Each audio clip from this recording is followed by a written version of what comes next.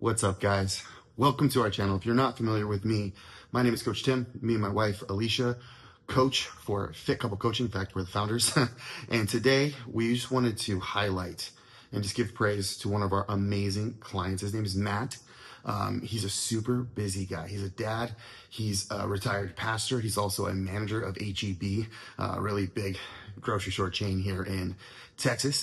He also is a real estate agent, as well as him and my wife actually, they are consultants for a nutrition company, health and wellness company called ID Life. And he's had some phenomenal progress over this year. So we're going to pick his brain on what that internal process really looks like for him and the biggest things that he changed in his life and the obstacles that he overcame. And hopefully my heart is that you can gain some insight and maybe take away some nuggets that will help you in your journey. And as always, if you have questions or if you have a serious goal that you are trying to hit, make sure to drop a comment below. Hit that like button, hit that subscribe button, reach out to us. We are definitely here to help you. And everybody's walk is just a little bit different. And that's why I'm so passionate about helping men getting the best out of themselves to become better leaders, role models, fathers, husbands, employees, bosses, etc. So that way our culture, our community, our nation, and even the world will thrive. Because when men do well, if they stand up, be strong, and act like men the way that God wants us to, the whole world flourishes. And if they don't, the world suffers. So listen in, make sure to ask questions, and take notes because Matt is going to drop some amazing life lessons for you. And hopefully you guys just get some inspiration from it too. So see you on the other side. What is up, Mr. Matt? How you doing, man? I'm doing great. How are y'all? Good, good. So we've been recording for a little bit, chatting with Matt before we pushed record. Sorry, talking for a little bit until we pushed record. So we're a little warmed up here. So we're gonna dive straight in to the subject matter. Matt, you've had an amazing. How long has it been?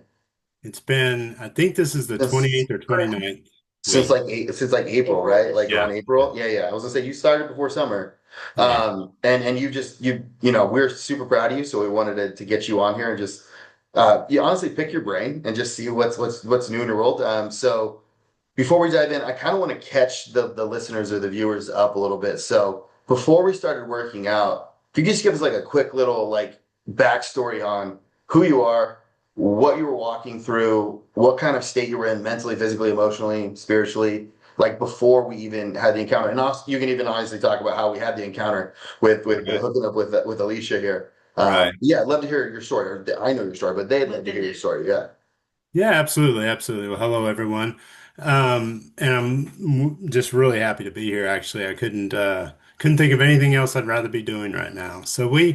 I'm 55 years old currently. And so I had a long backstory, but I'll just read you just about a year or two before we met. I've been pretty athletic most of my life, through school and just general doing adult things, softball. We were talking about water skiing earlier, stuff like that. And I always felt like I was in pretty good shape until I just got in my 30s and 40s, and I decided that, hey, I need to start taking this a little bit more serious. And I jumped on many different programs, many different things, and I do them for about 90 to 120, 180 days. And then I kind of went back to my old habits. But I was never really completely out of shape, but I was never really in shape. I thought I was in shape, but I wasn't ever really. I got to the point in my life where just about a year ago, year and a half ago, that I realized that I just started sliding off again. The funny thing is, I was still going to the gym 5 or 6 days a week. See, Yeah. so I was still going, paying a gym membership, going there, doing my weights, doing this and that, looking at videos online, learning stuff, and I thought I knew a lot. And then one day, I met Alicia we were doing a webinar or Zoom call or something, and she said, "Hey, I'm new to San Antonio, and it's just a general business we both do." And I was like, "Yeah," and she goes, "We should meet up sometime." So I did. I went and met her for breakfast just to meet her and hear her story. And she tells me, she says, and here's the funny thing, I didn't even say this before. So here's the funny thing, I'm like, I think I'm going to eat really good in front of this woman because I know that they do this fitness thing. They So I do go this there. all the time. Yeah, and I Don't didn't touch tell you my this, house. Eat breakfast. so I got a three egg omelet with cheese on it. Basically, I got all the wrong stuff. Now I know that, but before I was like, man, I'm eating good, and I'm like, how come she's not eating that much? But so that's a little bit about me on that. But then she told me about y'all's program, And I was telling her, I think I shared with you, Alicia, that I, worked out before. And I don't think I was completely out of shape whenever we met, No. but I did get to the point where I knew that if I kept doing what I've been doing, I was going to just end up where I am. And I needed to change. Now, something I haven't shared with the audience that y'all know is that I'm 55 now, and at 37, I was diagnosed diabetic. And I was actually diagnosed type 1 diabetic and put on insulin immediately. I was in a slow release and a long-term release insulin. I was on two kinds. So throughout the years of that, 15 years of that, I came back to the doctor, to a different diabetic doctor, and they said, you know what? I think you're misdiagnosed. I think you're type 2. I don't think you need to be on insulin. So I had to get off insulin. And so I went through a good 90-day time of getting off insulin. So whenever I met Alicia, I was not on any insulin, but my blood sugar was still high and my A1C blood sugar. So I was trying to figure out a way to get around that. And Alicia told me a little bit about your program. And she said, yeah, she goes, what's really interesting about it is I actually find now I eat more than I ever did. I'm like, what? She goes, yeah, we eat a lot. And I'm thinking, well, I'm eating a lot for breakfast. Maybe I shouldn't feel so bad about it. And then as we started talking, as she started explaining what she had eaten for breakfast, I think, Tim, you actually made her breakfast that I'd morning. eaten right before we met up. Yeah, Yeah. yeah. And she told me what she ate, and it was quite a bit of food, but it was completely different than what I was eating. Mhm. And I told her, I said, I want to meet your husband. I want to figure this out. I want to move forward. And I've come to the point now where I realized at 55 years old, if I keep doing what I'm going to do, I'm just going to keep getting these results. And yeah, and that's how we met. And Well, so, man, I really want you to dive into this story about you eating ice cream, if you wouldn't mind. I feel like that's like a real raw moment. Like 'cause in most of our walks, we have that moment, call it the straw that broke the camel's back moment, or our epiphany moment, if you will. But for uh-huh. you kind of shared with me that first conversation we had about the story about you eating ice cream and getting a phone call. Yeah. But I'll let you tell the story because it's Yeah, always yeah, better yeah, when yeah, you yeah, tell the story. absolutely. Absolutely, yeah. So I was engaged to a woman at the time. I was living down about 2.5, 3 hours away from her. And so we would talk every night on the phone, and then I'd come up and see her about once or twice, a couple times a month. And I was eating in the middle of the night, right? While we're talking on the phone, and she goes, "Hey, what are you eating now?" Something about her is she would always make sure I was eating right because I was diabetic. Mhm. And I was eating Ben and Jerry's ice cream, a pint of it actually. Which flavor? Which flavor? So the fat kids out here That like that was myself. American Dream. Okay, okay. He It's, remembers. it's horrible that was my favorite, and honestly, it still is. But anyway, it was American Dream, and I was about halfway into it, and she said, "What are you eating?" And I said, I lied to her. I didn't tell her I was eating ice cream. So I actually told her a lie. And if you know anything about me, I don't lie. So after we hung up, I ended up throwing it away in the trash can. And I made a decision then because my mother passed away at 52 years old of juvenile diabetes. So that's completely different than type 2. But I realized that I was about her age whenever she had passed away, and I didn't want to die like that. Now, one day we will all go, but if I can prevent it to happen a few years later, I'm going to do that. So I threw it away and I felt horrible about it because I just lied to my fiance. And I started thinking about my life and I started thinking about what other times have I lied about what I've eaten. Because my entire family was always on me about, being diabetic. Don't eat pie, don't eat ice cream, don't eat this, that. And so I realized I'd done that before. And so if I'm going to start a program, I needed somebody to hold me accountable. Not that you ever told me what to eat, don't eat ice cream. You never told me to eat ice cream either, but I was like, I need somebody to guide me through this so that I can learn.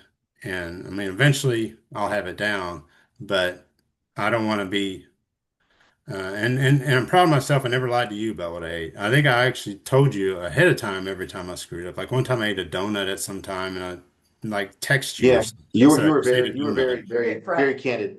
But I also always want to create an environment where it feels it's totally okay for you to tell me Right. those things. There's a lot of people like coaches out there that that if you say like I man I had a burger. I had, whatever. They're gonna berate you. And to me, I've never found success with that because if I do that, which I can be a big, scary, tattooed guy. Mhm. People just stop telling you. And then you have to do like Detective Sherlock Holmes stuff to figure out what happened. Why things Mhm. aren't working. Yeah, and I'd rather not. I'd rather have an environment of a culture of trust, a culture of like it's okay, vulnerability. If you want ice cream, let's figure out how to get freaking ice cream in your plan without like blowing your calorie load. Like let's figure this out smart. Because I'm also not a fan of restriction or I guess removing things that you enjoy from your life. I would rather find a way to fit it in. For those Well, that- watching, Tim's a cookie monster. That's his thing. Yes, right, yes. right. Stack Well, cookies. That's the that's the and that jam. and that's what you told me. You told me that. You said, well, if you want to have a donut, because I work in a grocery store and there's donuts everywhere, and if you want to have a donut, we just got to put it in your plan. And I thought, and you know what that does is it's like, well, maybe I don't really want a donut now, you It's the know. old psychology of like when you tell a kid not to do something, that's the first thing they want to do. Don't touch that. It's hot. They're like, I Right, wonder why. And then they touch it and it hurts them. And they're like, oh, that's why dad said that. right, And as kids, like, I don't know if you had this experience, but like for me, I did the vast majority of my drinking of alcohol before I was 21. Because once right, I turned 21, it just wasn't cool anymore because I wasn't being rebellious. right, right. No, Yeah. I totally agree. So yeah, so that was kind of my ice cream story. And whenever I'd met Alicia and she was telling me about y'all's program, I thought, maybe this is for me because I don't really like people telling me what to do. But I thought, well, maybe it's for me. And then once it started, I was like, yeah, this is what I need. If I can get through it. First couple of weeks, it was really hard to get through, to be honest with you. There's a lot of changes that go on for sure. Yeah. Well, I Yeah. think I think what it is, because it's not like you're not eating. It's like um, you're having to think a lot about what you're eating at first and how you're eating it. Because I wasn't normally eating the foods I eat now. And so I was like, well, how do I prepare that? How do I do this? How do I weigh out grams? How do I do these things, right? And then how do I store it? I never told y'all this. I only had two pieces of Tupperware for like the first 3 months. Two I didn't pieces. know that. Yeah. Yeah, You two. never said that. Listen, Yeah. Yeah, two pieces. I I couldn't, I had I couldn't had hang. I hardly couldn't hang. no. Yeah, every hey, time HEB sells Tupperware, just They're saying. yeah, I not that know, I expensive, know, Coach. I know. Yeah. Yeah, but every dime I had was going out to bills, and I didn't want to spend any extra money, and I was wanting to invest as much as I could into this program. And even though Tupperware was like $10 for a week's worth of supply, I couldn't compute it. So I made it a game. I challenged myself on how can I completely wear out this Tupperware. And so I kept those pieces of Tupperware, and they're Christmas Tupperware. I don't know why, but so it was Christmas in July. But anyway, I was like, I'm just going to keep these to remember me. I wore them completely out because you know how many meals we eat. But I was like, but then we got to the point of I came to you and I said, how do I? Because if you only have two pieces of Tupperware, you can't prepare 8 meals, right? You can't No. prepare a couple days worth of meals. And you ain't at work for like 3 hours at a time. You're there like for Long 12. time. Yeah. Right, right. And I was like, Not that so eight how? meals is the standard. P.S. No, no, no. There's I'm not a single talking person eating 8 times a day. yeah, pre-made meals. And I was like, how am I going to do this? And I asked Alicia, and she sent me some links to Tupperware. She goes, you need to start buying some of these. Like I didn't know. And I said, yeah, I know. Well, you And I did. have. I went and bought them, and that made all the difference in the world for me.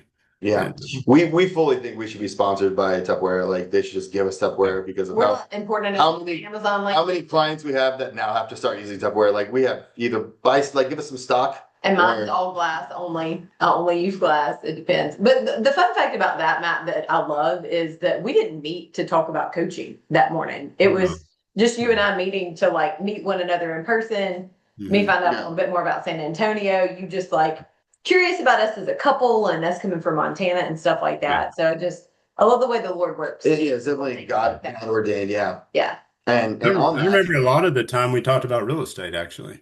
We yeah, did. yeah, Because I still have my tiny house. Yeah. yeah, And you helped me a lot with that in that meeting. Yeah, So I yeah, yeah. forgot about that part. But what we're gonna dig a little below the surface. And I know as men, it's not necessarily culturally acceptable or normal for us to talk about the struggles that we have. Mhm. But for you, man, like what would be maybe some battles that you were fighting under the surface that nobody knows about before we met.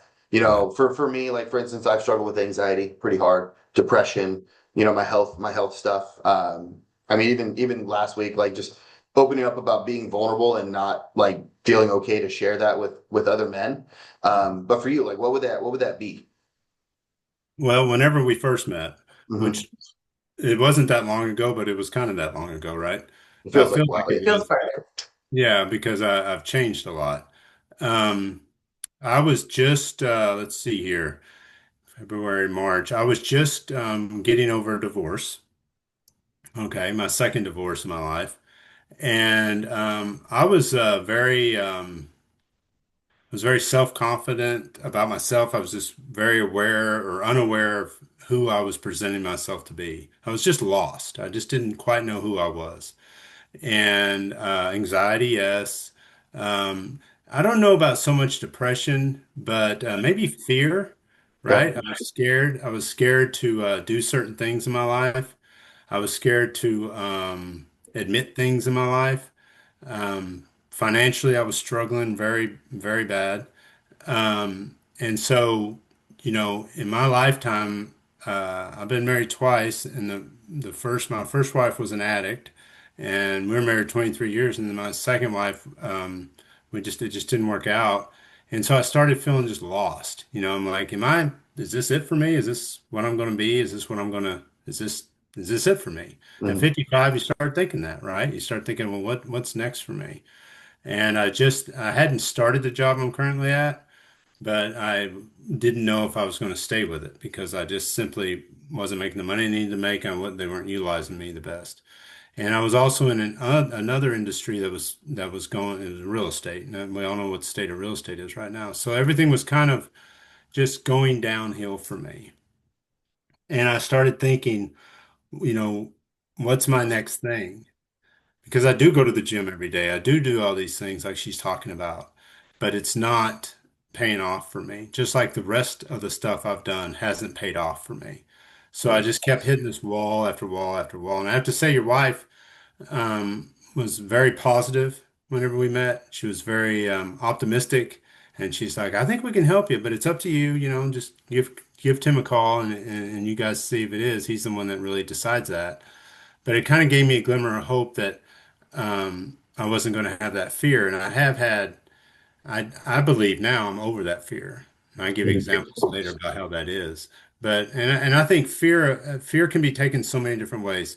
Fear can be like you can't sleep at night because you're afraid of the next day. Fear can be I'm afraid to be honest with myself or other people. And then also maybe to the point where you're just like scared to admit to yourself where you're at. And that's where I was whenever I met her. And obviously being like a man of faith, Hmm. I kind of want to know your take on this because I have an opinion about fear. Like God talks about fear being a spirit. Hmm. Like you were not given the spirit of fear. Hmm. I think it's a tool used by the enemy to keep you stuck, is what I Hmm. think. Yeah. Would you say that was where you're at as far as like that fear was keeping you immobilized? Because in my own personal story, like I walked through a divorce too. I went through some trauma, and there was a season afterwards, maybe a year and a half, 2 years, where I was like scared to do anything, like to step forward because of the fear of losing it again, if that makes any sense. So I can relate to it pretty hardcore. Yeah. Yeah. So I have a saying about fear. It's impossible to have fear and faith at the same time, Yeah. right? Because when we're afraid, we're depending on something else to fill us, right? Because we're looking for that. Whenever we have faith, we don't need it. And so I got to the point in my life where you're exactly right. Fear is set on us to keep us on edge and away from in my world away from God. So I was like, and you can feel it happening, man. I mean, it's not like you don't know it's happening. I mean, you know Mm, it. You feel like yeah. crap. You just feel like crap. And so, if I can say that on this video, but 100%. but I'm just like, but here's the thing is you don't know you're there. Mhm. So you don't know you're there until you're out of there. Yeah. And until you start surrounding yourself around people that have been there and they're no longer there. And then you're like, well, wait a minute, where'd my faith go? Now, I have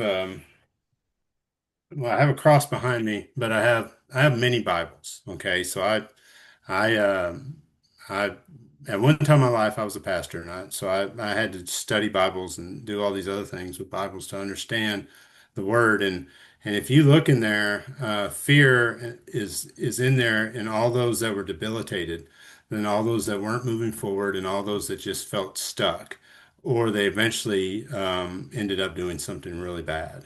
And so, but when they have faith, they realize they don't have to depend on themselves any longer. So that's the way I think of fear. I love that. And I really just wanted to hear it from a pastor's mouth. That's because I know you'd have a much better way of articulating it than me. Yeah.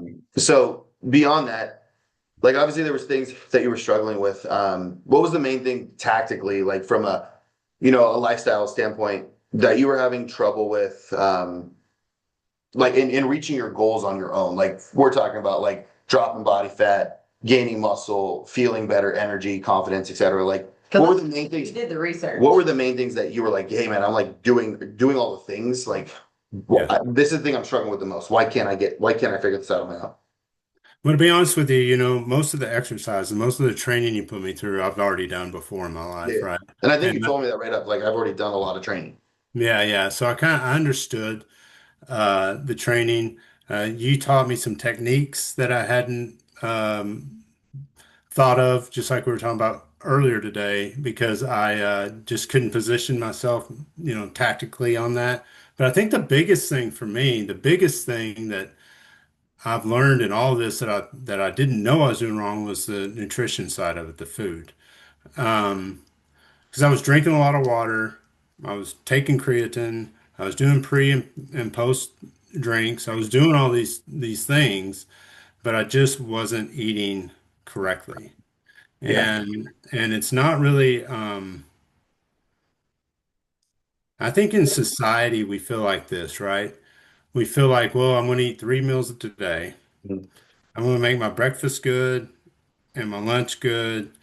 But I'm going out to dinner tonight, so I'm probably not going to eat that much lunch. But I'm going out to, eat Mexican food tonight. So if I do all those three things, I'll probably do pretty good, right? And I spend an hour and a half in the gym.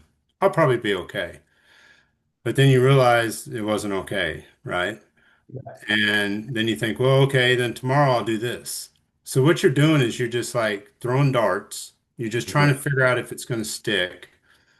And so my biggest challenge, my biggest hurdle, which I didn't think I had, remember when I first met Alicia, I thought, hey, I'm eating great. Now, actually, Mhm. the meal I was eating wasn't great. That's the problem. Well, I'm not going to get into restaurants, but it's very difficult until you learn this. I'm not going to tell your viewers what to do. I'll just tell you what I did. Whenever I started, I stayed away from restaurants. I had to just start making all my meals and just basically eating what I cooked. That's what I did. I'm not saying that's what everybody has to do, but that was the actual structure I had to do in order for this to work for me because I knew how to do the workouts.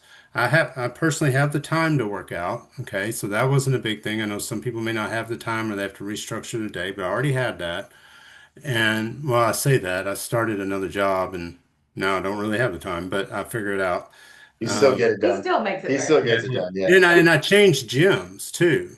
Did I tell you that? Did I ever tell you I changed? No, you didn't tell me you changed gyms, Yeah, but yeah, hopefully it's one that's closer to home or something like that. So yeah, you yeah. have a little bit easier time. It's closer to home. So I did two things and I know it's not to answer your question, but it kind of does. I found out that the gym I was at current at the time when we started this just didn't have what I needed in it. And I think that's vitally important. And whenever you start this program, any program, but this program, make sure the gym you're going to has what you need or leave. Okay. Yeah. If you have to spend $10 or $20 more a month to go to a gym that has everything, Yeah. dude, actually the gym I'm at now has is less money and it has everything. But I had to change, and the biggest thing is the hours it's open. Yeah. Is it congruent with your schedule? And Yeah, sometimes And proximity to home and work. I would add, but I would say that goes into what you need. And so like we have an even split of people that work out at gyms and people that work out just at home. hmm But your goal was very specific to I want to lose body fat and gain some lean muscle. right? It Yeah. wasn't just about weight loss. In fact, we talked about in the beginning, weight loss was actually not the goal. It happened, but it wasn't the goal. So, like Right. your goal, if you were a 300-pound person and your goal was, hey man, I need to get down to 200, I Mhm. don't have time to go to the gym. It's like, cool, we can do it all from home. But like Sure. you're speaking to what you need for your workout Right. and being in a gym that's affordable, right? Even if it's a little bit more expensive, but it's in your price range. Like it's very congruent with your hours that you're able to go. Because if you're somebody that works until like some shifts, you're getting done at like 9 o'clock at night, sometimes later. Yeah. And if you work out afterwards and you go to a gym like that's closed at 10, Yeah. you don't get your workout in that day because it's closed. Another really important thing to think about is what's the culture like at that gym? Is it a gym that's conducive for the results that you want? Are you going to, if you're like me and I'm trying to go to Planet Fitness, they're not very nice to big bodybuilders. Like Right. they don't have the equipment that I need. They don't have the people that are motivated like I am. Like that's more of a general fitness weight loss type of facility, not like the Muscle Factory that we go to, which is all like hardcore, like people Right. that are much bigger and stronger than me. So I Right. would say price, time, and then culture. Those are like the three things that you need. Yeah, and for your viewers, my hours do change. So I work in a grocery store, so my hours and I manage it. So my hours change quite. We have people there, employees there 24 hours a day, 7 days a week. Only 2 days out of the year, Christmas and Easter, do we not have somebody there. So we always have to have a manager there. So while I started with Tim, I was working a lot of overnights.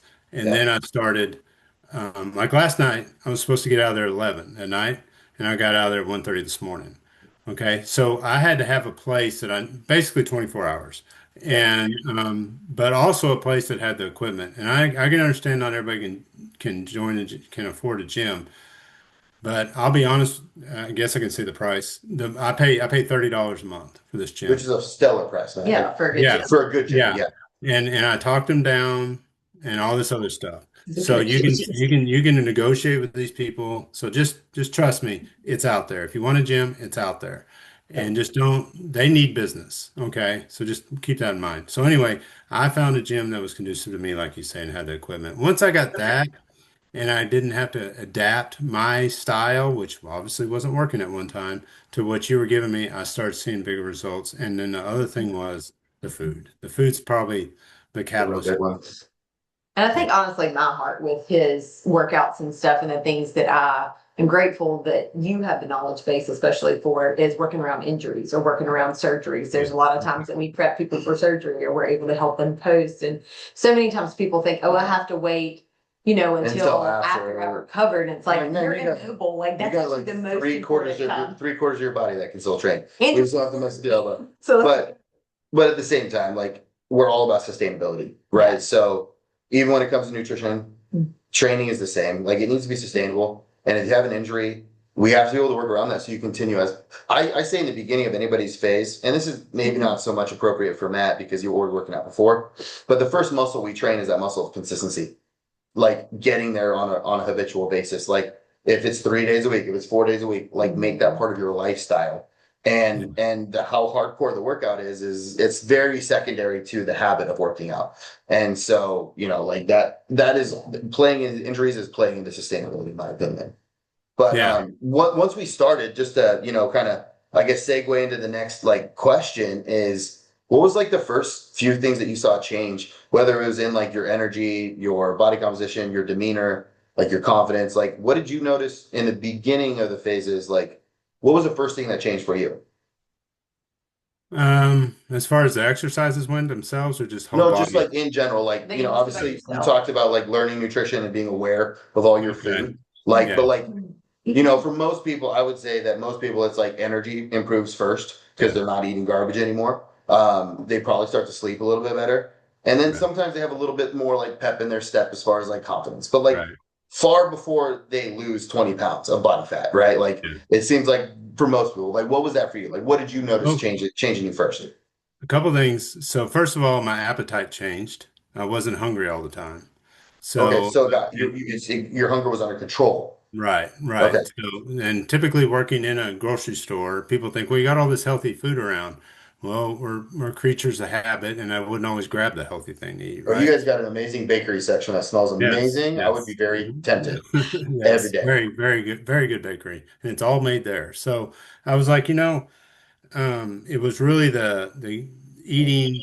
I was eating more than I normally ate, but it was more fulfilling than what I normally ate also. So my hungers went away. Now throughout time they came back, and we've talked about why that is, but and then we adjust and all that good stuff. I think energy was good. I don't know if y'all remember, and maybe your viewers don't know this, but we do a check-in once a week, and it gives you these different things to talk about. At first, my stress was real high. I had really high stress whenever I started with you guys, and my sleep was very erratic. And this is a guy, I mean, I could get called in right now to go to work, right? So I don't know when I'm going to sleep. But man, it is the holiday, so it's a little different. So if you're watching this in 6 months, it's Thanksgiving right now. But they, but they, so I started prioritizing my sleep and stress. So I was like, how can I get less stress? And the way I did that was get more sleep. And then I started It's funny how eating those work more. together. Yeah. Yeah, then I started eating more. I think another thing we haven't talked about is hydration.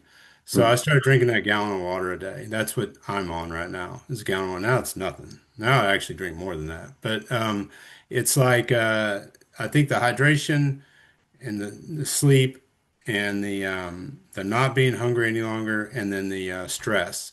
I was a lot more stressed out than I realized.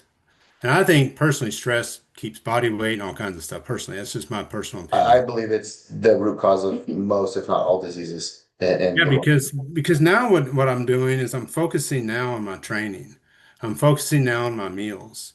I'm off technically off work right now, and I prepared my meals for the next 3 days today. So now I don't have to worry about what I'm going to eat. And yeah, I think Decision that's the fatigue. stress. yeah, Yeah, I and think Yeah. that's the and the time stress. suck, and the time suck is gone too. Yeah, and I think that's Yeah, the stress that people have is what are they going to eat for dinner? I work in a grocery store. I see it every day. They come in, they're like, we got to get something for dinner. And I don't have to worry about that anymore, any yeah, longer. yeah. I'm really glad that you brought that up because I remember that. It's actually kind of far removed. When you said that, I was like, oh, yeah, I do remember that being such a huge thing for you at first. And I think for a lot of people, especially like you, Matt, and for the two of us, you need somebody else to give you permission to do Hmm. things that fill your cup, to do things Right. that allow you to de-stress, to Yeah. go to bed early and not feel like you have to do one or two more things. Because let's face it, every one of us every night have 10 more things that we could do before we go to bed. Yeah, But it's that like, what is the priority and what is the payoff of me making X decision?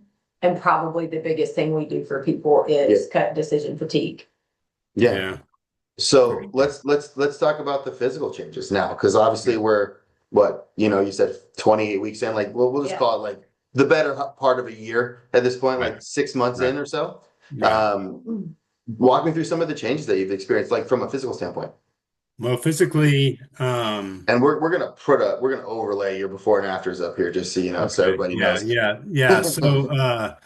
So, and the pictures were a little intimidating at first, so I'll just tell you that. But it was a splash of reality because now on my social media I post my before and after, so I don't care now. But at first I was like, boy, did I look like that? And as a matter of fact, I don't even look like the same person. I really don't look like the same person personally.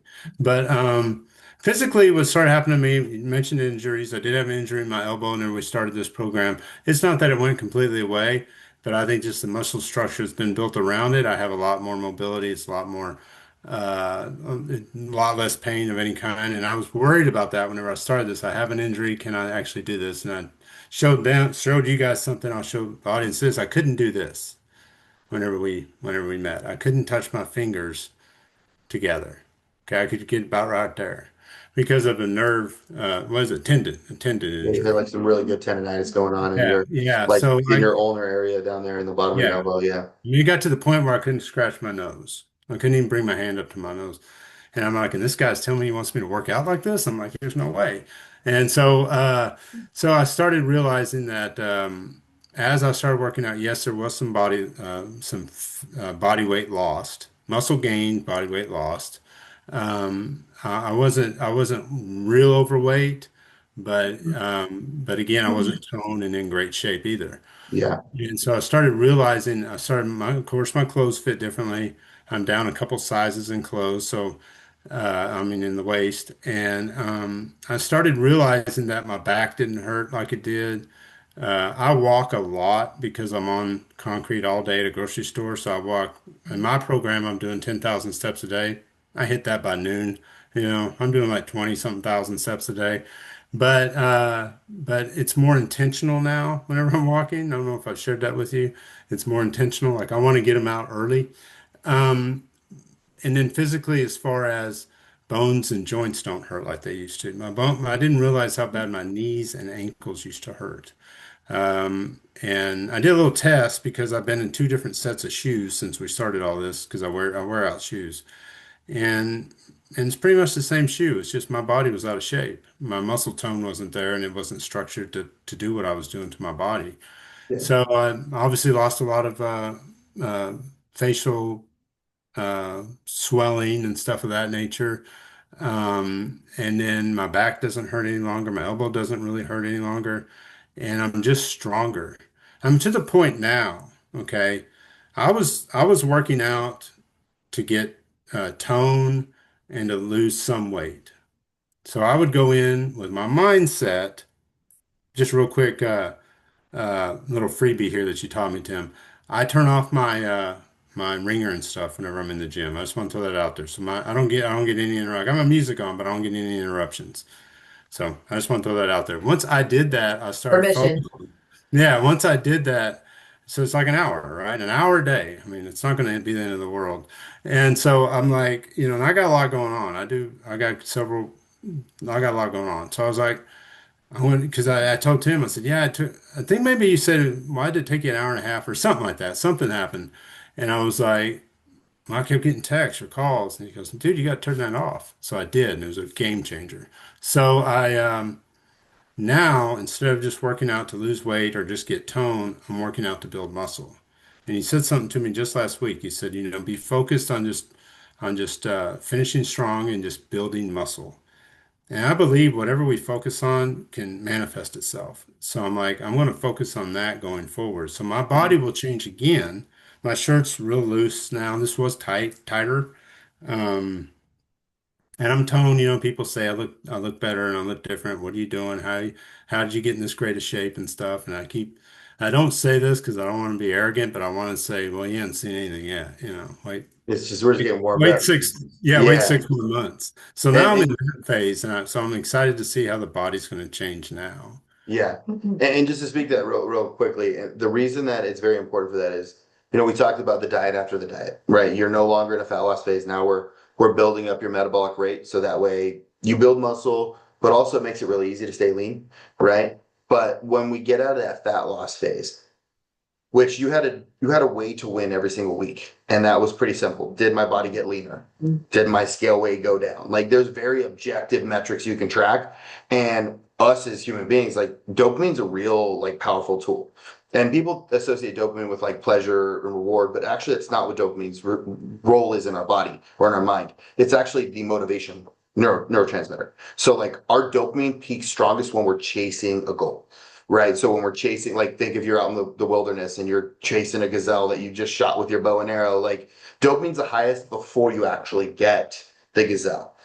Yeah. And so once you hit that goal, we start to lose that motivation just a little bit. And so I'm a big fan of gamifying this whole process. And what I mean by that is like, how do we win? How do we win on a daily basis? And if you can go in and look at your logbook, like, okay, last week I did 145 pounds on the bench press for 9 reps. Mhm. Today I'm going to do 10. And then if you hit 10, guess what? You win. You have literally checked that mark. And now you have another target to put in front of you, another leaderboard that you want to surpass. And guess what? Dopamine stays high. So our motivation stays high. And I think it's really important to always have a goal that we're shooting for, whether it's performance based or physical based. And now we're out of the performance or out of the physical based ones and in the performance based ones, which ironically leads to more physical change. But I can't tell you that because it happens at a very slow rate. You don't build muscle. I wish I had the drugs or whatever that cause men to just just blow up with muscle. It doesn't exist yet. In the meantime, we have to do it the old school way, which is eat right, get plenty of rest, and train our butts off. And how do we do that? By Right. gamifying the workout. So love that. But I want to, you were very humble about your transformation. So scale weight, not a massive change considering the time frame. I think it was like 16, 18 pounds. But I did the actual math, and you were around 25 pounds of total fat loss, Mm. and your muscle gain was around 7 pounds. So Mm. you lost about 15 pounds of fat on the low side, and you gained 7 pounds of tissue. Like that's pretty ridiculous. Like if that was just pure fat loss, it would be 32 total pounds of fat loss. That's why your physique has changed so much, because you lost so much body fat and put on so much tissue. I've been bodybuilding for like what, like 13 years at this point. My Yeah. best year I've ever had was 7 pounds. Best year. And that's 12 months of doing everything correctly.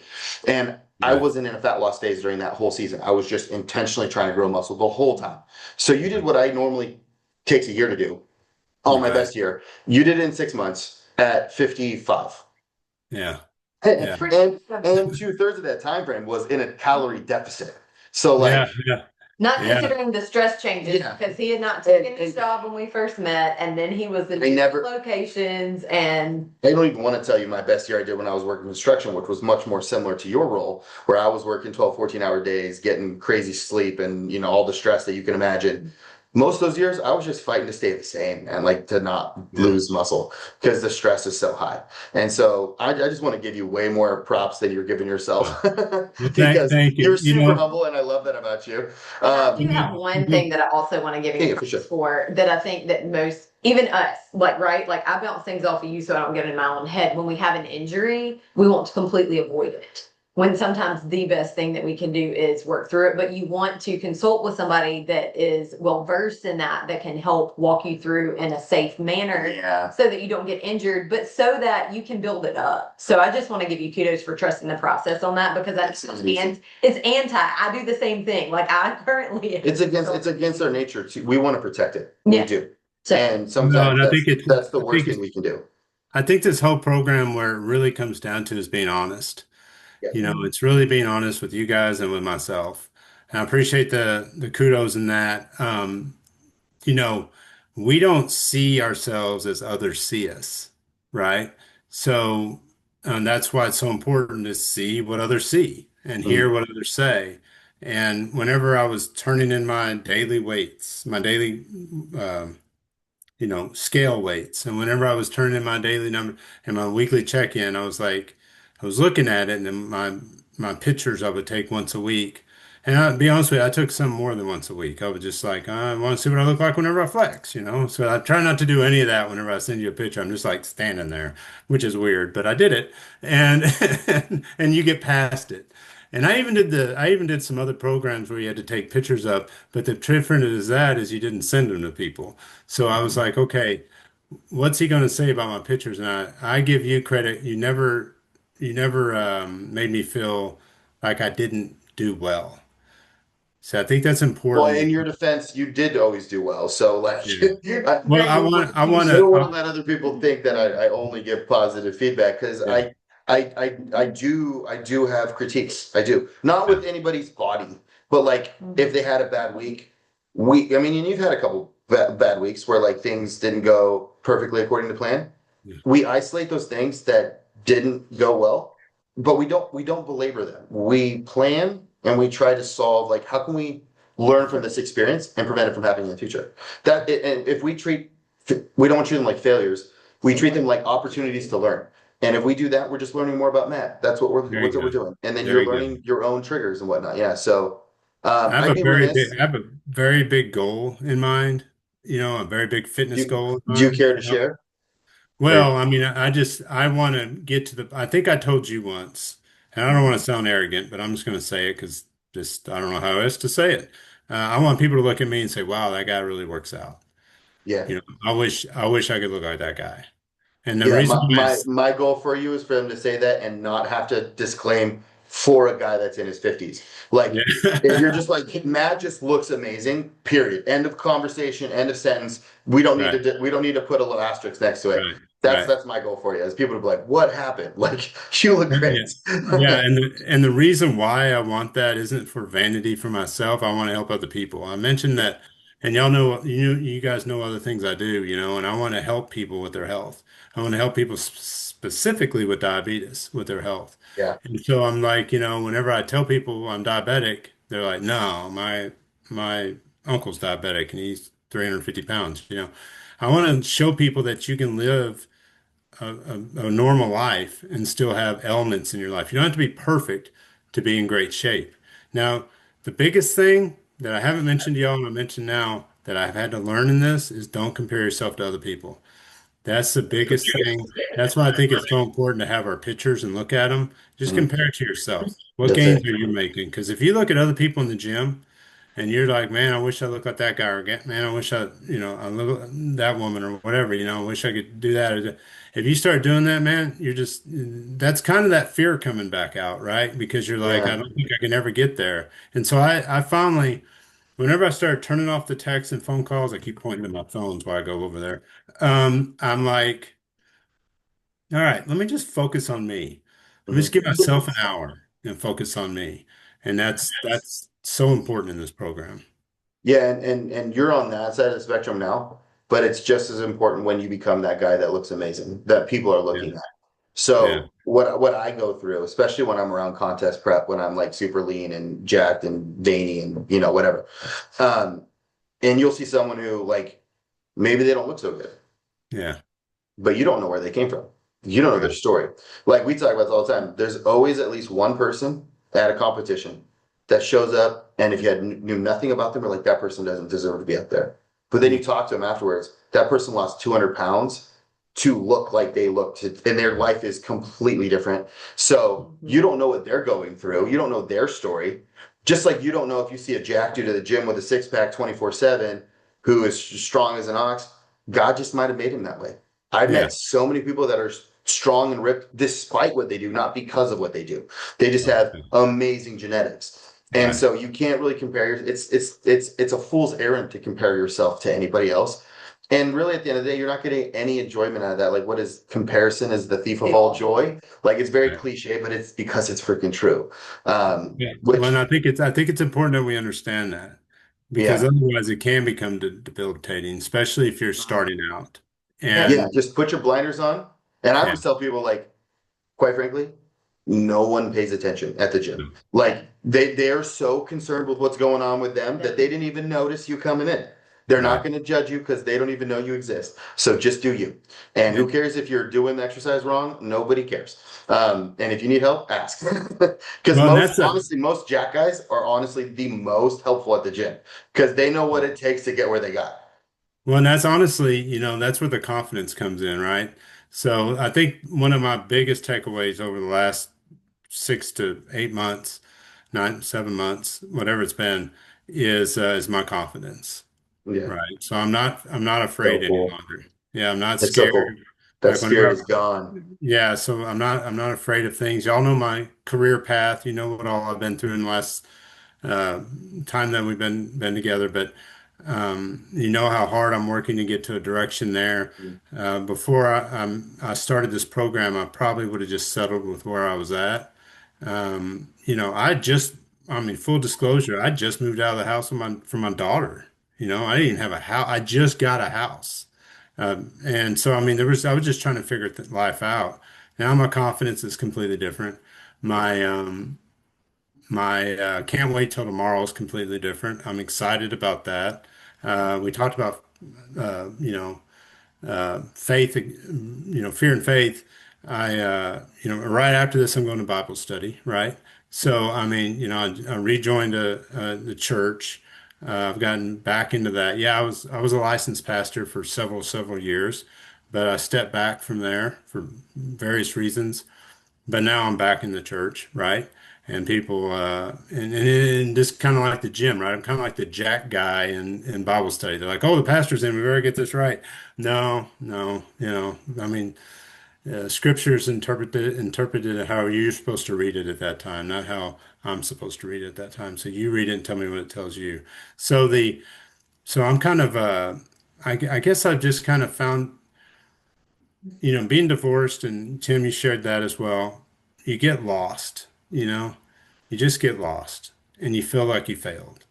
And at least that's the way I was. I'm not going to say put words in your mouth, but I don't feel that way anymore. So I'm ready for the next, it's going to be 2026 in a couple months. Eh, I'm ready to kill it. I'm well, ready to take this program to another level.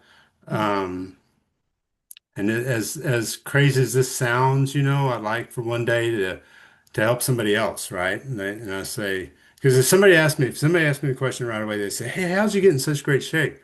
My answer would be, "What'd you eat for breakfast today?" that's actually great. That's a great place to start. It is a nice Yeah, place to start. and because again, whenever I sat down with your wife and I thought I was eating healthy, I Hmm. truly wasn't. Yeah, And so we can't just go by. We have to, if we want to be better, we have to be around people that got better. yeah. And how did they get better? And how can I get there? And that's what you guys have brought to me, probably more Well, so than I'm hoping anything. that's the community that we built is people helping people along, and we kind of think it in terms of, and I don't know if you've heard this term like in Christianity or in the church, but disciples making disciples, right? Mhm. Where like I wasn't born with this knowledge and this experience. Someone or many someone's mentored and coached me. I've spent a significant amount of money in education and coaching. Mhm. But my hope is to do that for you. And then my hope is that you do that for someone else. And if that domino keeps falling over, that we're going to change the culture of the United States and, hopefully the world. And this might sound weird, but God just kind of downloaded it to me as you were talking about having, no fear and like this next season of your life. But I do truly feel like God has something big for you in the future. Hmm. And I felt that for a long time, but it's just been edified in me like throughout this whole process. I don't know what that looks like, but I just feel like there's a reason that you didn't give up, that God isn't keeping you stuck. And that's because he has better plans for you in the future. And I do believe that's through building his kingdom in some way, shape, or form, helping his people. But now that we're kind of like to the backside of this conversation, I do want to know if you were in my shoes and talking to like let's fast forward this a little bit and let's say you run into a younger guy who maybe is in the situation that you were in.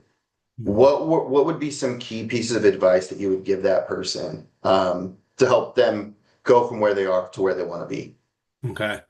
Well, I want to comment on two things you said first, and then I'll answer that question. Number one, you talk about disciples and you talk about faith. In the book of Matthew, it's the only book that actually says, the great commandment, right, is to go out and make disciples of others, right? So in a way, whenever it comes to our health and our fitness, that's what you're doing. You're giving them life again. You're actually giving people life again. And so I believe in that scripture big time. Um, that's really the only thing I want to say. I can't remember the other one. So what would I tell somebody that's young getting into this? I think what I would tell people is what you're feeling right now while we're talking about this and you want to get in shape. What you're feeling right now, you're better than that. You can do bigger, better things than what you think you can do. If you're afraid and you're scared to start, or maybe you feel like you can't do it, uh, then accept help and then apply that help every single day. If you feel like you're slipping or you're not able to do it, then you need to reach out. There was a point, Tim, I don't know if you remember this, but I missed a check-in. I do That's remember, it. One. and I think I called you out on it a little bit. Yes, you both did. Yeah, And so why'd I miss it, right? So why do you check in with somebody for 20 weeks and then you don't do it, right? Well, I didn't feel like I was worthy of checking in with you that week. And not because you put yourself up, but I put myself down. And those are mhm, the times we need to check in. yeah. Those are the The times we most, I have would to, argue that the most yeah, when you yeah. don't feel like you have anything to check in with. Right, right. And I, it took me several weeks after I talked to Alicia about it. And she goes, well, you shouldn't be doing that, you know. I mean, he's got to be with you every week. You don't skip I check-ins. And I reached out remember, because I was like, this is abnormal. He never. We actually get worried about people that don't check in when they're always checking in. Like yeah, with certain people, it's like, sometimes I have to chase them down a little bit. yeah, But most people are like you, and they're like, if it's 9 o'clock in the morning on Monday and it's their check-in day, their check-in is there before I even wake up. right. And if that's the case, and then one weekend or one week they don't do it, I'm like, Did something. are they in the hospital? Like, is something? Alicia, did you talk to me? I seriously think something's wrong in their life. Like, we need to find them. Yeah. Right. Send a Right. search So I party got out. so it's not that I wasn't doing the workout. It's not that I wasn't eating. It's not that I had weight gains or anything like that. Yeah, It's just I didn't feel, and I didn't even tell Alicia this because it took me several weeks after we talked of why I didn't do it. I didn't feel good about myself. I yeah, just didn't. And so I would tell that person that came to me, you're going to have moments where you're going to think, I didn't do right. I didn't do the best I could. I ate the donut, whatever, right? And those are the times that you need a coach. You yeah, need a coach the entire time, but those are the times you really need them. And those are the times you need to reach out outside of your check-in and just say, hey, listen, I feel horrible about this week. yeah. Because whenever we start something in life, and whenever we're not, at least Matt, whenever he starts something, he's not making success every day, I feel like I'm failing. That's the Matt thing. That's something I got to work through. That's the enemy thing that's working on it. Is Yeah, these that's planting that those little fear. lies in your ear ball. Yeah. Yeah, that's that fear again. Maybe I didn't do good enough. Maybe Yeah. it happens at Yeah, work, it happens in this is gonna relationships. happen again, Matt. You're gonna slip Yeah, back into who you were. Yeah, yeah. right, I, right. I have the voice. I think we're talking to the same person. You might be Right. downloading the same crap in my ear. Yeah, Right, right, right. So how do you get past that, right? That's why we have, that's why we have self-help groups and stuff like that, right? That's why sometimes we have to go to therapy or whatever, right? We have to get that out. We have to talk about it because otherwise it just keeps going and going. What I call it is banging and clanging. It's like banging and clanging in your head, yeah. right? So you can't hear anything else but banging and clanging. That was mentioned to me by a sniper, a Navy SEAL sniper that would be sent overseas to Sniper work. yeah, sniper Yeah, work. we don't have And, to go into that, but we know what that and means. you and you and you had to lay on a mountain for 18 hours until a certain vehicle would drive by. And you had to keep the banging and clanging out of your head because it could cost you your life. And Yeah, that's a true story. And so this banging and clanging that goes on in our heads where we don't want to do a check-in or we don't want to do this, we don't, that can cost us our life in the end yeah, because it can cost us maybe not stop breathing, but it'll take life from us. And yeah, then all of a sudden, I'm looking at Alicia and I know I haven't checked in. We met for an event. I saw her and I was like, I haven't checked in and I feel like crap. That took a little life out of me, right? So we have to be honest with ourselves and we have to say, you know what? I did as good as I could do and I need to tell them how I did. And hmm, that's it. yeah. And so that's something I know that wasn't completely answering your question, but that No, I was think it was a great. That was a bunch of nuggets of wisdom. I yeah. would add to that just one thing, and it's a lot around the banging and clanging, Mhm. is um, is the aspect of community. And Mhm. that's, when we look at even in Genesis, and mind you, this is a little different context, but I believe it's still applicable. When God made all the things, he finished by saying, and it was good, and it was good. He made the heavens and earth, and it was good. And Mhm. then when he made man, it was very good. And then when he looked at man and saw that he was alone, it Yeah, was not good. And right. I do believe that we die in solitude as men. It's actually one of the biggest tools of the enemy to keep us stuck is to isolate us into solitude. And in Mhm. those moments, the banging and clanging becomes a lot louder. Right. When I'm Yeah, isolated, and it's my key disposition. When I am in turmoil, I want to isolate. I want to draw away. I want to stay out of the light. But right. in community, meaning checking in, and I'm not just talking about with your coach, but like, if you have a buddy who's like holding you accountable or like a Right. friend, a Right. brother that's like checking in on you, like he's gonna pull you out of that solitude and into the Yeah, light. And I think that's that that's exactly so right. life giving as opposite of life taking, right? That's beautiful. Yeah. Exactly. And that's I think as men, we can be drawn towards the banging and clanging. Mhm. uh, because we're always trying to fix or repair or be better and Yeah. this and that. But for me personally, and I think we can all reach a point where we're like, oh, I got it, I'm good, I'm good. And then all of a sudden we're not good, but we're still saying we're good. And then all of a sudden we realize, wow, I'm not good. I'm not good at all. Yeah, to the point where it's so bad that you can't even lie about it anymore And to then Right. yourself. it's really hard Yeah, to be You're not honest even yeah. and reach believing your out. own, You're like, you're man, not that's even, crap. I don't even believe the words coming out of my mouth yeah, right now. yeah, Yeah, And that's yeah. where community is helpful because sometimes somebody that knows you well enough knows something is off that can reach out. yeah. But when we isolate, we Well, don't around anybody. it's no different than we know Matt always checks in on time, and then when he doesn't check in, we're like, that's out of character for Matt. We need to Yeah. check in on him. So regardless, man, we've taken too much of your time at this point.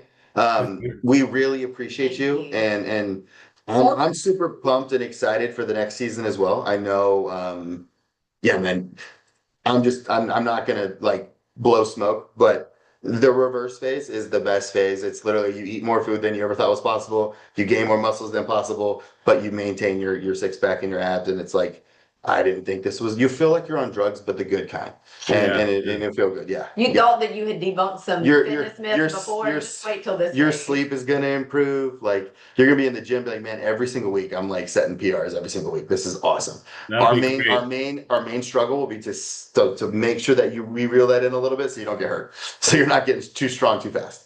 Well, I'm going to say two things real quick about you guys and about your training. So number one, the app is great. The app y'all put together is great. It actually I know exactly what I'm going to do, that day or the day before. You can skip a week ahead if you want, but that's fantastic. Um, the other thing is, we talked about injuries. I want to tell you real quick and tell your audience this because I think a lot of people suffer from this. So I've had four hernia surgeries in my lifetime, all below abdomen hernia surgeries. So I can never really do sit-ups. I don't know if anybody knows about this, but they just cut and cut, you cut nerves, and eventually it's just really hard to do sit-ups. And I got abs again. I haven't had abs in And how decades, many sit-ups have you done the whole time we've been working together? none. Exactly. I I haven't mean, what it done. tells me is you don't need to do sit-ups to get abs. Yeah, yeah, yeah. I haven't done any Time in sit-ups, the gym. and but Yes. we've done ab works, but no Yeah. sit-ups, And no and sit-ups. I have abs again, and so that was a complete surprise, unexpected thing. So if Yeah. anybody out there wants abs again, Well, I would say abs are the side effects of the person that you become during the process. yeah, Or better said, the person you've rediscovered going through the yeah, process. I believe awesome, that person was there the whole time. well, terrific. Well, what I'll this year, so this is November 2025. So I think probably by September, I mean of March, April, we should see some pretty good gains. Yeah. Yeah. I think you're gonna by that point you're gonna be like, bro, I can't eat anymore. Enough. Enough. I'm eating We'll do this again. 4,000 calories and Yeah. I'm still like really lean, but like, dude, I'm so full all the time. Next phase two will be Yeah. next week. I need Yeah, to get a pay raise just to afford your grocery bill now. Yeah, just kidding. I'm just kidding. so the next interview we'll have to all be eating Yeah. and Yeah. say where are we eating now? What are we eating now? Yeah. Because What's your diet like now, Matt? Like, yeah. Oh, I'm gonna laugh when he's got gains, and I'm like, but she's gonna, well, we but were joking because like, Smet, that was not. no, she's not pregnant, but we were joking because like I just finished my bodybuilding competition, and I'm yeah, like no. the next bodybuilder in this family is gonna be her because she's gonna actually be building a human body inside of her. Yeah, she's Well, gonna be the real bodybuilder. I can't wait to see that. So Yeah, here's the for me no, but really, I'd like to do this again. I'd like to give your watchers, your viewers another update. But really, I think April and May I'll be even in a better place, and mentally, spiritually, emotionally, and physically, obviously. You know what? One thing I'll leave you with. Really, the most difficult part isn't the physical part. Our bodies just start gaining muscle. They just start You just start losing weight. I mean, it just starts happening. The difficult part about it is accepting these are the things you need to do for yeah. that to happen. You need the Because right if you inputs to get the accept right it, outputs. Yeah, yeah, if you accept it, it's inevitable. It's I going to always happen. say it's really simple, but it's not easy. That's right. So I'm excited. All right, man. Thank you All very much right. for your time. Enjoy both. We'll definitely tag you on all this stuff too, so you can cross post it if you want. All right. God bless. I'll see All y'all right, soon. take it easy, Matt. Bye bye. Bye.